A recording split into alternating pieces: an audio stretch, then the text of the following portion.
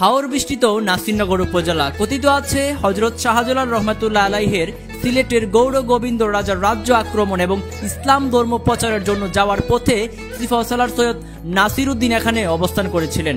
তার নাম অনুসারে এই এলাকার নাম নাসিরনগর রাখা হয়। এই ইউনিয়নের নাম থেকে প্রথমে থানা এবং পরবর্তীতে নাসিরনগর উপজেলার নামকরণ করা হয়। নাসিরনগর উপজেলায় মোট 13টি ইউনিয়ন এবং 128টি গ্রাম রয়েছে। নাসিরনগর উপজেলার আয়তন 294.36 বর্গ কিলোমিটার। ব্রাহ্মণবাড়িয়া জেলা সদর থেকে প্রায় 29 কিলোমিটার উত্তরে অবস্থিত এই উপজেলাটি চট্টগ্রাম বিভাগের সর্ব উত্তরের উপজেলা। এই উপজেলার উত্তরে বলভদ্র নদী, হবিগঞ্জ জেলার লাখাই উপজেলা ও কিশোরগঞ্জ জেলার অষ্টগ্রাম উপজেলা, দক্ষিণে সরাইল উপজেলা ও ব্রাহ্মণবাড়িয়া সদর উপজেলা, পূর্বে হবিগঞ্জ জেলার মাধবপুর উপজেলা, পশ্চিমে মেঘনা নদী, কিশোরগঞ্জ জেলার অষ্টগ্রাম উপজেলা ও বাইজিতপুর উপজেলা।